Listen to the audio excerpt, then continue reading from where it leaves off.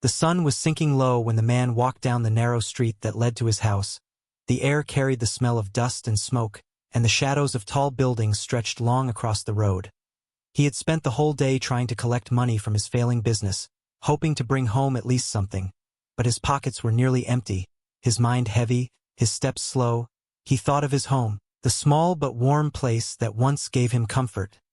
He thought of the laughter that used to echo inside those walls, his father's voice, his mother's prayers, the foundation of his entire life. And for a moment he told himself that as long as he still had that roof, he was not completely broken. But when he turned the corner, his breath froze. Where his house once stood was nothing but rubble and silence. The walls smashed, the doors gone, even the windows shattered into dust. It looked as if a storm had come and taken everything. But there had been no storm, only men, powerful men with money and greed. Men who decided he was too weak to resist. Men who forced debts on him that he could never repay and then used those debts as weapons to strip him of his life. Neighbors stood in small groups on the street, their eyes full of pity but also fear. They whispered behind their hands, their voices sharp even in the quiet evening. They finally took it, one muttered. They took everything from him. Another whispered. He never stood a chance. Those men own the whole block now. They'll stop at nothing. The man stepped closer, his boots crunching on broken wood. His eyes scanning the ruins slowly, piece by piece, as if trying to understand what had been done. There was no furniture, no photographs, no sign of his life left behind. Even the small box of savings he had hidden was gone, cleaned out like it had never existed. The men had not only destroyed his house, they had erased him, stolen his business, emptied his accounts, crushed his reputation. Everything he once held had been stripped. Away in silence, neighbors watched carefully, waiting for him to scream, to fall to his knees, to beg for help. But he did none of that. He simply stood there, his shoulders straight, his lips pressed tight, his chest rising slowly with each heavy breath. His silence was not weakness. It was a storm bottled inside, a fire burning too deep to show on the surface. One neighbor, an old woman, stepped closer, her voice soft with trembling pity. "I am sorry, son. Those men, they are powerful. They take whatever they want. They won't stop until everyone bows." But the man did not answer. His eyes were locked on the rubble, and behind his calm face memories burned. He remembered the day the men had walked into his shop, their suits shining, their voices smooth like poison. "Sign this loan, pay us back with interest, or lose everything," they had said, and when he hesitated, they smiled coldly. "Don't worry, we always get what's ours." He had tried to fight, tried to work harder, but the debts grew like chains, and when he couldn't pay, they swooped in like vultures, tearing his life apart piece by piece until nothing remained. Now, as the evening deepened and the whispers grew louder, he finally turned away from the ruins, his face blank but his eyes sharp like burning coals. Neighbors gasped at his silence. One man whispered, "Why isn't he angry? Why doesn't he shout?" Another muttered, "Because maybe he knows something we don't." He walked slowly down the street, past the stairs, past the whispers, his step steady, his silence heavy. He did not scream because screams fade. He did not beg because begging feeds the enemy.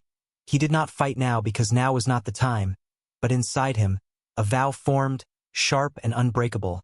They had taken everything from him, but one day he would take something from them they could never replace. Something greater than wealth, something stronger than walls. And when that day came, they would not even see it until it was too late. The night swallowed him as he walked away from the ruins of his past. The men who had stolen from him laughed in their mansions, drinking expensive wine, boasting about how easy it was to destroy him, how they crushed anyone who dared stand in their way. They did not fear him. They did not even remember his name, but they should have, because the man who walked into the shadows was no longer the broken victim they thought he was. He was something far more dangerous, a man with nothing left to lose and fire in his eyes, a man who would wait as long as it took, plan as carefully as he must, and when he returned, he would not ask for justice. He would take revenge in silence, with the kind of strike that leaves no survivors and no mercy. That night, as the neighbors went back into their homes and the dust of the broken house settled into the earth, the story of the ruined man should have ended, but in truth, it had only just begun. Because sometimes silence is not surrender, sometimes silence is preparation. And sometimes the man who walks away without a word is the one who will return with the loudest vengeance of all. The city soon forgot him. People always forget the fallen. One day he was the man with a house, a shop, a name. The next he was nothing, a shadow walking with empty hands. The neighbors spoke of him for a few days, some with pity, some with laughter, but soon even their whispers faded. The powerful men who had destroyed him never thought of him again. To them he was finished, erased. A man without power can never rise again, or so they believed. But they did not see where he went. They did not see what he carried in his silence. They did not see the fire that no ruin could kill. He left the city with nothing but the clothes on his back and the small strength in his body. He walked through towns where no one knew his name.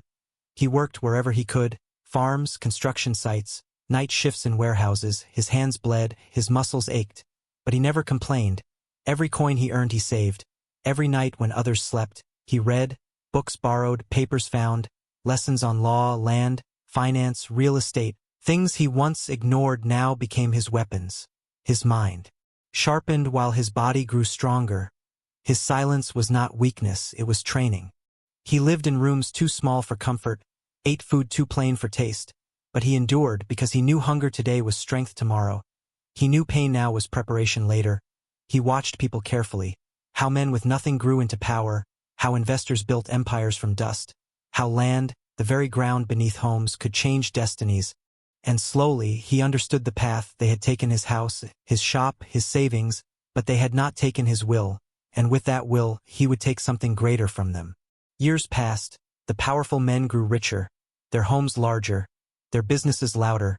They mocked others in their rise, crushing anyone who resisted. They believed no one could challenge them, not knowing that in the shadows a man was building his quiet empire. He started small, buying small pieces of land far away, places no one cared about, old farms, forgotten lots, tiny fields, each deed stored carefully, each purchase made in silence. His patience was endless. He did not rush, he did not boast. While the greedy rushed for glory, he waited like the ground itself, steady, silent, unshakable. He met people along the way. Some laughed at his small purchases, others dismissed his silence, but a few saw his fire. Mentors taught him how to read the fine lines of contracts. Lawyers whispered secrets of land law. Investors curious about his discipline joined quietly, and slowly his shadow stretched wider. Every year he grew sharper, every year his silence heavier, until even those who dismissed him began to sense something behind his calm eyes. There were nights of doubt, nights when hunger gnawed too deeply, when exhaustion pushed him to the edge, when the memory of ruins felt too heavy. But then he would remember the smirk on his uncle's face, the cold laugh of the men who stripped him, the pitying stares of neighbors who thought him broken, and that fire would flare again, burning away despair, pushing him forward. His silence was his weapon, his patience his shield, and his revenge his goal. When he finally returned to the city after years, no one recognized him. His shoulders were broader, his walk steady, his suit clean, his eyes sharp. He no longer looked like the ruined man they once pitied. He looked like a man with power, yet he still spoke little, still moved quietly, because his true strength was not to be seen, not yet. He had come back not to beg, not to explain, but to prepare the final act, and though no one knew it, much of the land beneath their growing empire already belonged to him, signed quietly into his name, hidden in plain sight, waiting for the day when he would pull the ground from under their feet. The city grew louder with greed. The powerful men built new towers, new homes, and new clubs. They walked through their marble lobbies with fat smiles, holding meetings where they bragged about how much land they now owned, how many families they had pushed aside, how many lives they had crushed, and no one dared question them, because everyone believed.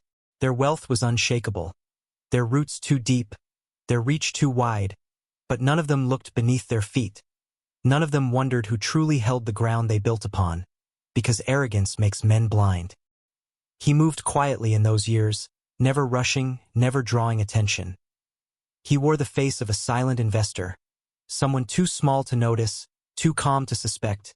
He used different names, different hands, sometimes even fronts who signed the papers for him, each purchase hidden among hundreds of other transactions, but every deed, every signature, Every inch of soil ended up in his hands. The same hands that once bled from labor, the same hands that once trembled before ruins. Now stronger, steadier, deadlier. At first he started with the forgotten corners, small empty lots left behind by careless owners, old pieces of farmland no one wanted, abandoned warehouses rotting with dust. But he knew that all land had value if it touched the empire of those greedy men, and slowly he built a map where red lines circled their projects, their homes, their pride, and one by one the pieces beneath them fell into his silent net. It was like laying traps in a forest. The hunters never see them until the jaws close. The powerful men never noticed. They laughed too loudly, drank too deeply, celebrated their new housing projects and their shining offices. They forced families out with threats, bought off councils with bribes, stood on stages cutting ribbons with gold scissors. But all the while the ground under those projects shifted, like sand moving under a giant's feet, and none of them felt it, not yet, because the shift was too quiet, too patient, too deliberate. He built allies in silence, lawyers who knew how to hide ownership, officials who owed him favors, investors who shared his hunger but not his name, and together they built a wall of shadows, an empire no one could see, stronger than steel, because it was not made of glass towers but of deeds, documents, and soil, the very bones of the city itself. And while the men counted their money, he counted their foundations, waiting for the day when one push would topple everything. There were whispers, of course. Some men in the market noticed strange purchases, too many small deeds collected by one hand. But they dismissed it as nothing. No one thought a man with no past, no name, could threaten kings of wealth, and so they ignored him, blind to the noose tightening around their empire. At night he would spread the papers across his desk, maps lit by a single lamp, lines of ink cutting through neighborhoods, circles tightening around blocks, and he would whisper to himself with cold fire in his eyes. They thought they took everything, but soon I will take more than they can imagine. His silence no longer felt like emptiness, it felt like thunder held back by clouds, and when the storm broke, it would wash away every trace of their arrogance.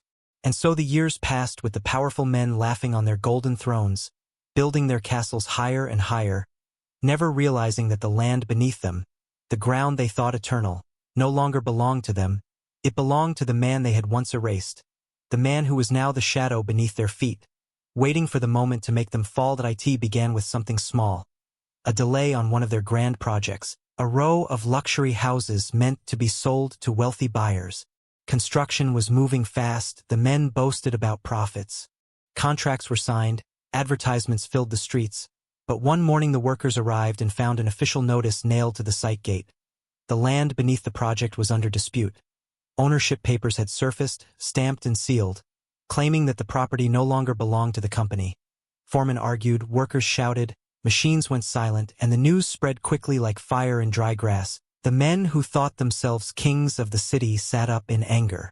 They stormed into their offices, their gold watches flashing as they slammed fists on polished tables. Their lawyers rushed in, their voices sharp. This is a mistake, a technical error, nothing to worry about. But when the men demanded answers, the lawyers hesitated, flipping through the documents, and their faces grew pale. The papers were clean, the signatures real. The land was no longer theirs. Someone had taken it quietly, and whoever had done it knew exactly what they were doing. At first the powerful men laughed, a loud, forced laugh to cover the unease in their chests. So what if one piece is gone? We own the city. They told each other, pouring drinks to drown the sting. But then another notice appeared, this time on a shopping complex, then another on an office tower under construction. Piece by piece, land after land, the ground beneath their empire began to shift, and panic spread through their boardrooms. Workers whispered at construction sites, "Did you hear? The land isn't theirs anymore." Investors muttered in private meetings, "Someone's buying everything under their noses." The whispers grew into rumors, the rumors into fear, and soon even their allies began to question. How can men so powerful lose their own ground? The men grew restless, their voices sharper, their tempers shorter.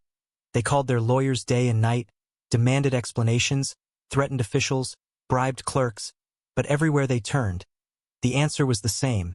The documents were real, the ownership had changed, and they could not see the hand behind it.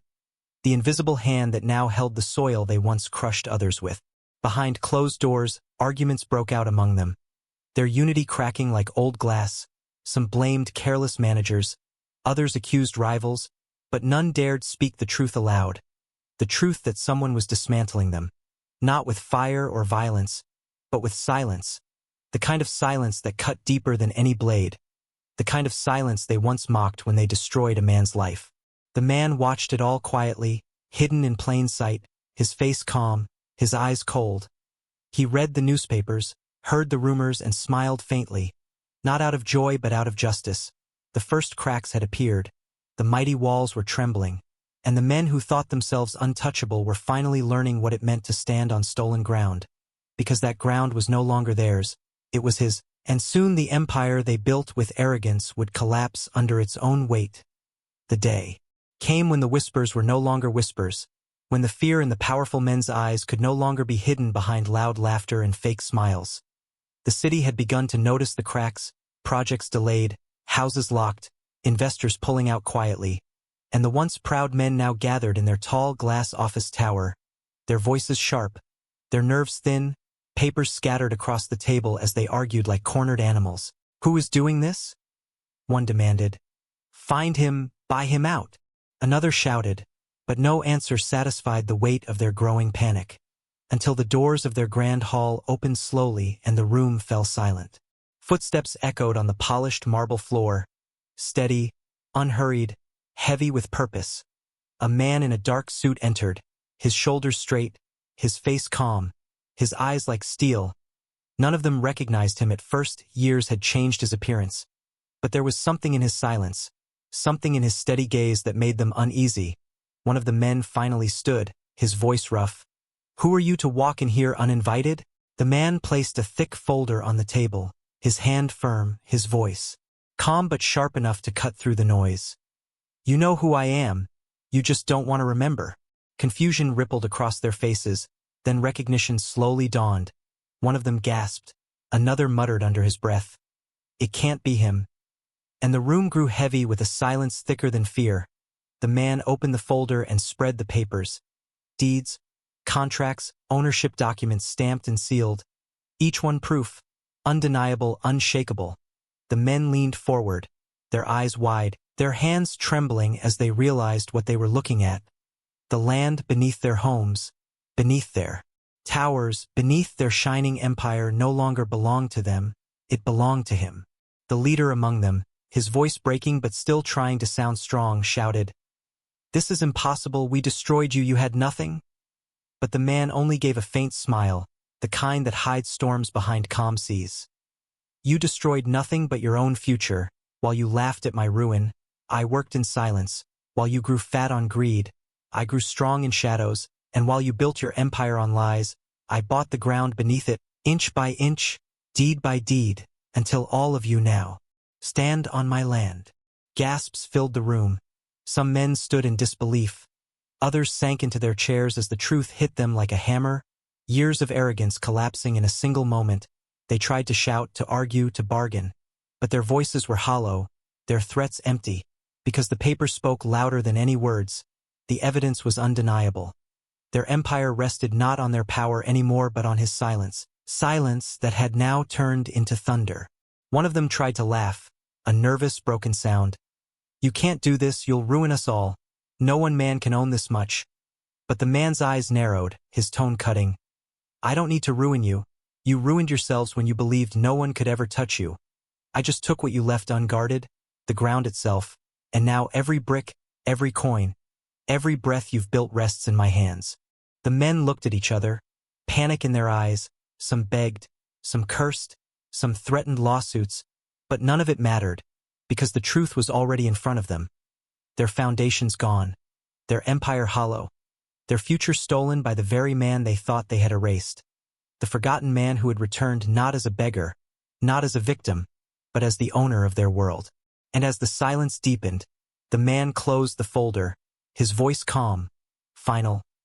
You took everything from me once, but you never imagined I'd take everything from you without lifting a hand. Your empire is mine. Your homes are mine. Your ground is mine. And you are nothing. The men sat frozen in their grand hall, the air heavy with silence. The folder of deeds still spread open like a coffin holding the death of their empire. Their faces pale, their hands trembling, their voices trapped in their throats. For years they had laughed, crushed, and stolen without fear. And now all their arrogance had turned to dust in a single moment. The man stood at the head of the table, calm, steady, his eyes sharp like blades. He didn't need to raise his voice. Every word he spoke fell like a hammer. You thought I was finished, you thought you erased me. But I erased you instead, slowly, silently. And now you stand on my ground. You breathe on my land, and everything you built is mine. One of them finally broke the silence, his voice high, desperate. Please, we can make a deal. We'll give you money. We'll give you power. Just leave us with something. But the man shook his head slowly, his calm colder than any scream. You already gave me everything, your homes, your offices, your wealth, even your pride. I don't need your bargains. I don't need your mercy. Because mercy is what you never gave me. Another slammed his fist on the table, trying to hide his fear. You can't run this empire. You're just one man. The man leaned forward, his eyes locked on him, his tone cutting deep. I don't need to run it the way you did. I don't need fear. I don't need lies. I own the ground, and without the ground, you own nothing. The room erupted in panic. Some shouted, some begged, some cursed his name, but none of it mattered. Their words echoed hollow against the truth written in the papers. Their empire had been built on stolen soil, and that soil now belonged to him. Security men entered quietly, standing by the doors, waiting for orders. Their eyes no longer loyal to the old masters, but fixed on the new one. The man looked at them once, then turned back to the table, his voice calm but final. This is the last time you sit here. Your time is finished. Leave before the ground you walk on throws you out itself. One by one, the men rose, their suits heavy, their steps clumsy, their eyes burning with disbelief.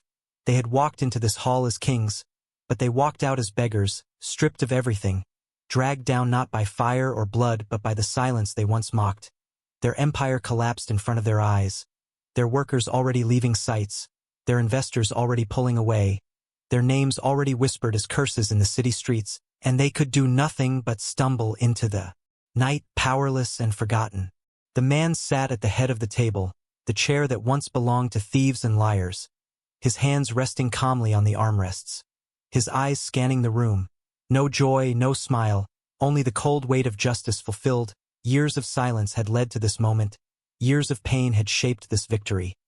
He whispered to himself, his voice low but sharp. They took everything from me, but they forgot the truth. Without the ground nothing stands, and I owned the ground. His words echoed in the empty hall like the final bell of judgment, clear, steady, eternal. Outside, the city stirred. News spread like wildfire. Headlines shouted about the downfall of the powerful men. Workers cheered as they realized the chains had broken. Families laughed in relief, saying the greedy finally paid, and people whispered the name of the man they once pitied. No longer as a victim but as the owner of everything. The one who returned from ruin and turned silence into the sharpest weapon of all. The sun dipped low, casting long shadows across the city. Shadows that now belonged to him. The forgotten man who came back as the master. And in that silence, revenge was complete.